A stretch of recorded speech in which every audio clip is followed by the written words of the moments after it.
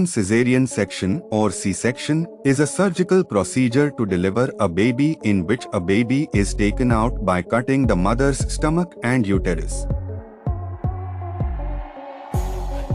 In most cases, the baby is taken out by normal eye. But if for some reason normal delivery is not possible, then the baby is delivered by C-section. So let's know what are the conditions in which C-section is required to deliver a baby. Number 1. Liver dystocia. In liver dystocia, the mother's liver progression is not going well, due to which the cervix is not able to open. In such cases, the mother is usually given an oxytocin hormone treatment to deliver the baby. Number 2. Breech baby. In this condition, the baby's position is not suitable for normal delivery. In normal case, the baby's head position is towards the cervix. But if the baby's position is different from this, like the leg is towards the cervix instead of the head, then in such cases, the baby is taken out by C-section. Number 3. Twins or multiple baby. If a pregnant mother has 2 or more than 2 babies, then in such cases, mostly C-section is performed. Number 4. Placenta previa. Sometimes the placenta covers the opening of the cervix, and this condition is called placenta previa. Placenta is an organ that exchanges materials during pregnancy, and after delivery, it is also taken out.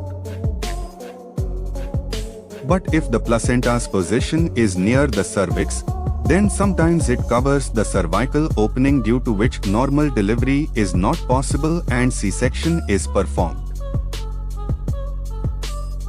Number 5. Prolapsed umbilical cord. If the umbilical cord comes out of the cervix before the baby, then normal delivery is not possible in such conditions, because during normal delivery, the umbilical cord can be pressed, due to which the baby can go into stress. Number 6. Fetal macrosomia. Sometimes the baby's weight is more than the normal weight, due to which it is difficult for the baby to come out through normal delivery. In addition to all this, there can be many other reasons, such as tumor formation in the uterus, herpes infection in the mother, slow heartbeat of the baby, umbilical cord wrapped around the baby's neck, and the mother's previous history of C-section, etc. So let's see how the C-section procedure is performed. First of all, the mother is stopped from eating and blood samples are taken from the uterus so that blood transfusion can be arranged.